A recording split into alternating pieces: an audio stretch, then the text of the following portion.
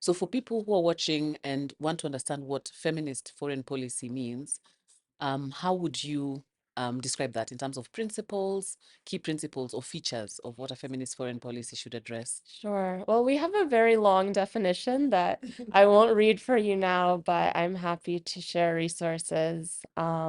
We have a feminist foreign policy framework that we developed alongside advocates in both government and civil society to define what feminist foreign policy is. But in a nutshell, it is the policy of a state in accordance with other states or non-state actors, addressing foreign policy issues and grounded in a human rights and women's rights-based framework. So it is looking at foreign policy through the lens of human security, prioritizing the rights of people, peace, and planet.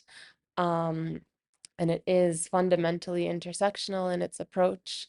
So it brings all of these different elements to foreign policy, which is a, a significant shift in the way that foreign policy in these communities throughout the globe has been addressed. So a lot of the key principles of feminist foreign policy, many of which you've probably heard about the 3 Rs framework. So a lot of governments and civil society have espoused this framework, pushing for rights. So firstly, fundamental human rights, women's rights, the protection of rights against violence, against gender-based violence, and a range of other issues.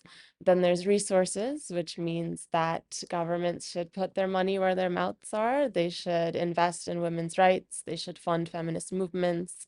When they're claiming feminism, they should make sure that resources are invested in feminist principles and programs and making sure that feminists have the space to do the work that they need to do.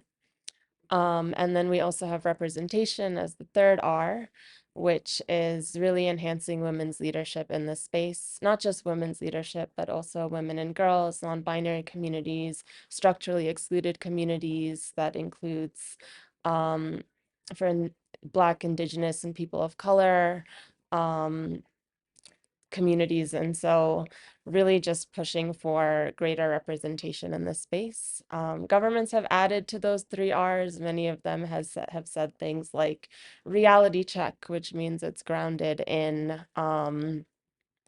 contextual grounding of what exactly is happening across the globe and in different regions. But in addition to all of those things, we really push for things like coherence, which means that we want feminist foreign policy to address everything that is relevant to foreign policy. So it's not just issues of peace and security, for example, but also trade, immigration, defense, migration issues, and also making sure that it is a whole of government approach.